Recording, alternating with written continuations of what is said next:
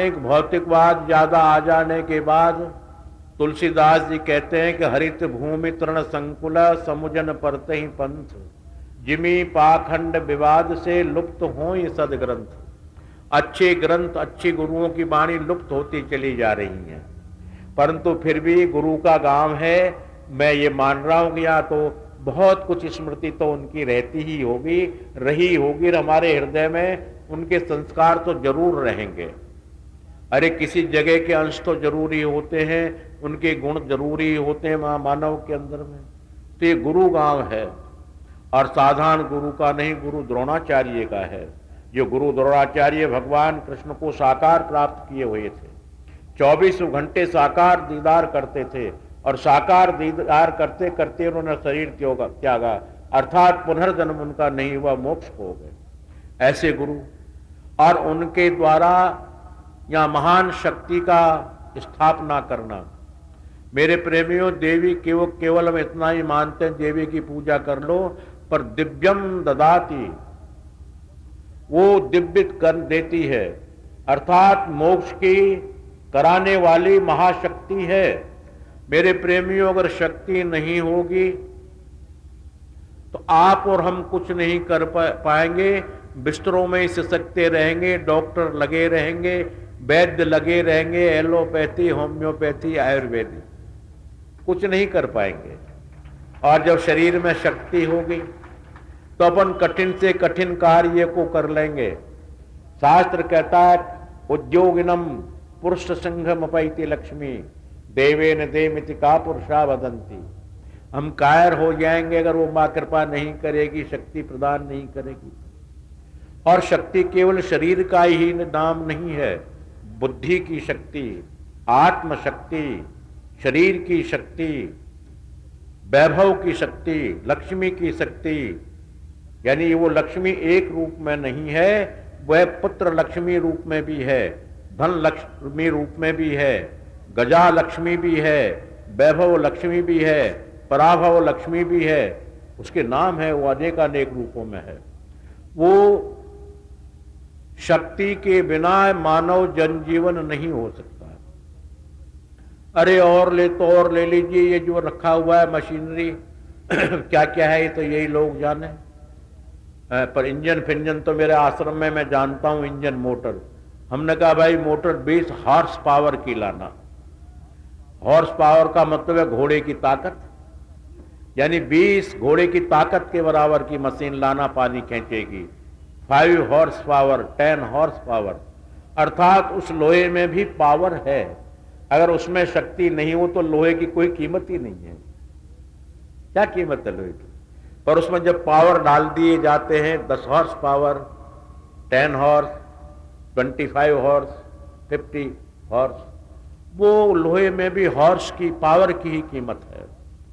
जब आप हमारे जीवन में पावर नहीं होगा तो आपकी हमारी क्या वैल्यू है, क्या कीमत है? और उस शक्ति के बिना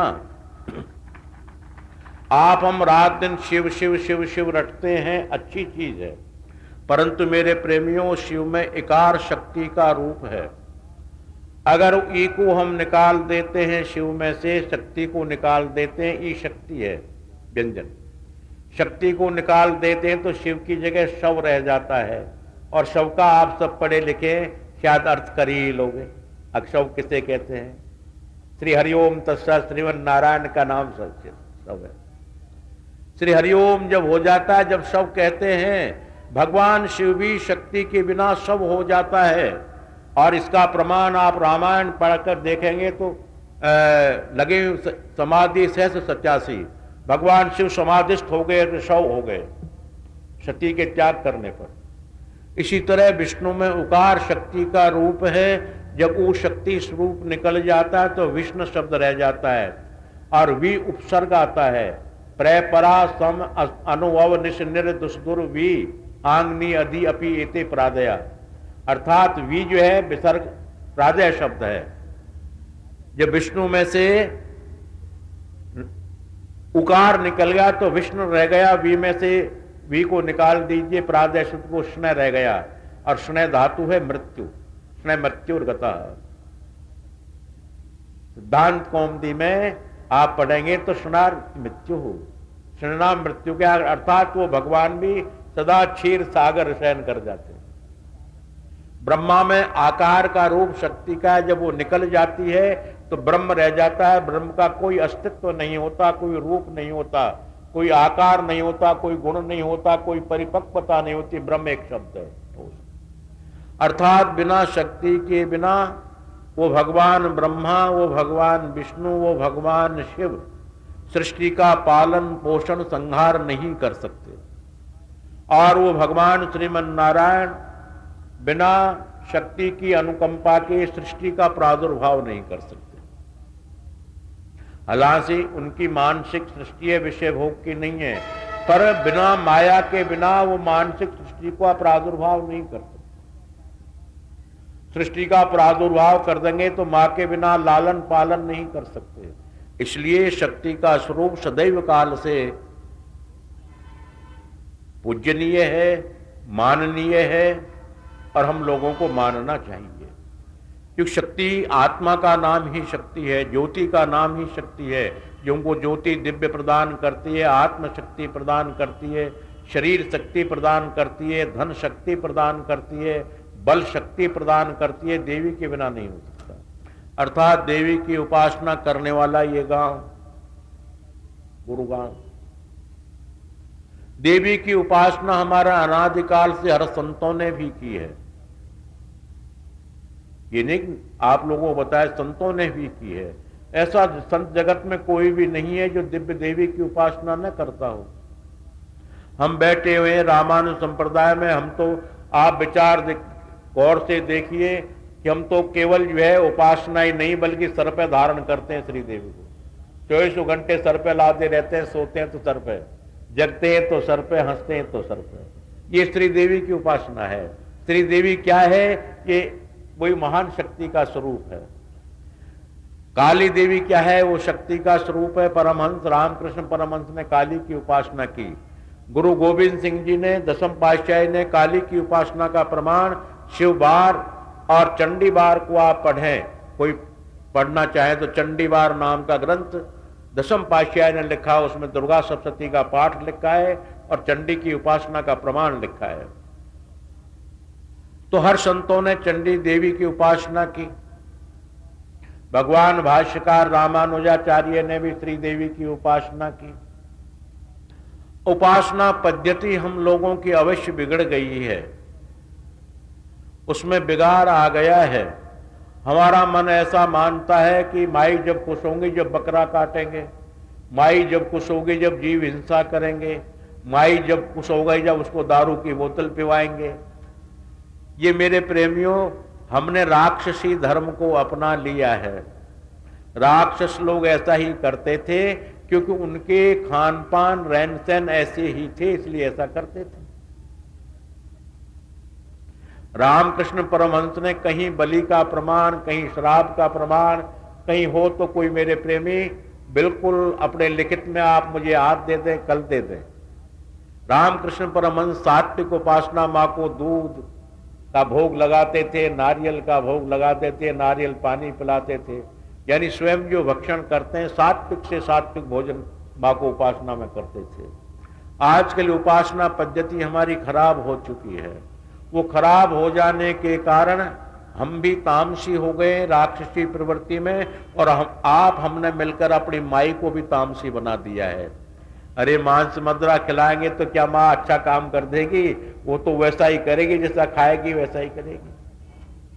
अगर आप लोग ये शंका पैदा करें विद्वान कि माई के लिए देवताओं ने अनेकानेक कितने ही घड़े जो है शराब के पिलाए, कितना ही उनको उन्मत्त किया, पर ऐसा मानना उन्हीं लोगों का है जो तामसी प्रवृत्ति के हैं। निश्री देवी भागवत में लिखा है कि तिष्ठ तिष्ठ क्षणम मूढ़ मधु यावत पिबाम्य हम। हे मूढ़, तू क्षणिक मात्र ठहर, मधु यावत पिबाम्य हम। जब तुम्हें मधु पान कर लेती, मदपान नहीं मधुपान, मधु यावत पिबाम्य हम। अब मधु को मद बोलने लग गए, वो बेवकूफ हैं, या उनको समझ नहीं है, या वो समाज के साथ बह गए हैं। मधु यावत पिबाम्य हम, मद्यो यावत पिबाम्य मैंने लिखा मधु, और मधु नाम है अमृतमय शहद। मैं जब तक शहद पान कर लेती हूँ, कि शहद के अंदर में ऊर्जा, शहद के अंदर में ताकत, शहद पान करने के बाद 3 दिन तक शरीर में ऊर्जा शक्ति बराबर बनी हुई रहती है। जैसे आप ग्लूकोज चढ़वा लें तो ग्लूकोज से दिन भर खाएं चाहे खाएं कोई बात नहीं। इसलिए लिखा है कि मधु यावत पिबाम्य तिष्ठ तिष्ठ क्षणम मूढ़, एषम निशम मूढ़ो तिष्ठ तिष्ठ, थोड़ी देर के लिए खड़े हो जाओ, मधु यावत पिबाम्य हम, जब तक मैं मधु पान कर लेती हूँ। मधु पान करके मैं मदोन्मत्त हो लेती हूँ, फिर देखूंगी। तो मधु शब्द का प्रमाण आया जबरदस्ती शराब का। अगर कोई कह दे तो मैं तो इसमें क्या कर सकता हूँ, वो अपना अपना जो है, पीने वालों के तो 9 तरीके होते हैं। आज क्यों पी रहा है भाई? बोला आज बहुत खुशी है घर में इसलिए पी रहा हूँ।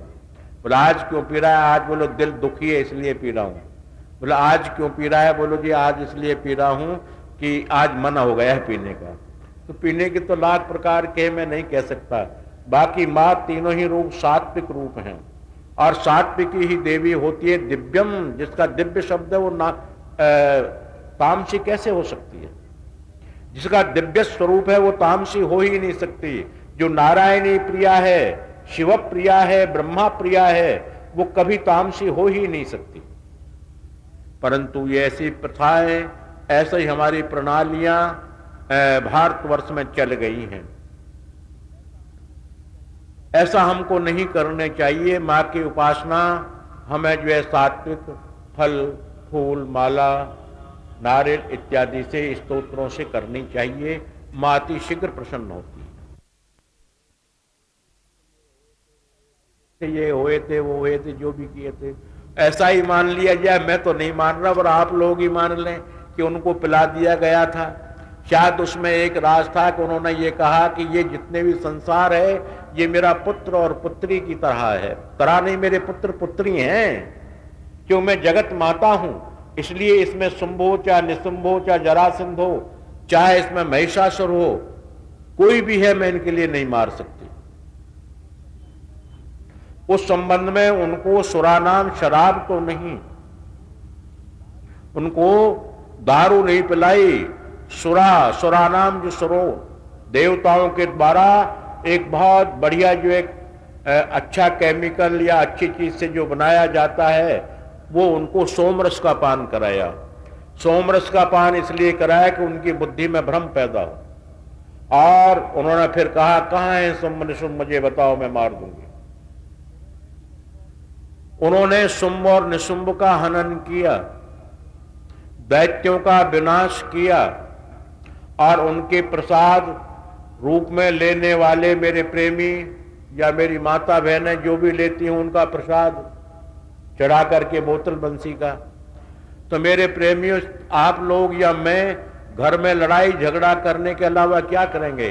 पड़ोसी को गाली देंगे, उसको रात भर सोने नहीं देंगे, घरवाली को पीटेंगे, उस बेचारी को खाने नहीं देंगे, और अपना भी सर फोड़ देंगे, पड़ोसी का फोड़ देंगे। इसके अलावा क्या कर लोगे आप?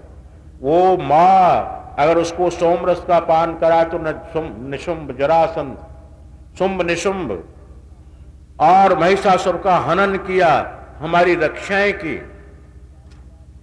अगर उसी बात को आप लेते हैं, मान लो जिद्दी हैं हम तो इसी बात को मानेंगे, तो उनका अगर तुम जो है प्रसाद लेते हो तो उनके प्रसाद का अनुकरण करते हो, तो उनके कर्म का भी अनुकरण करिए।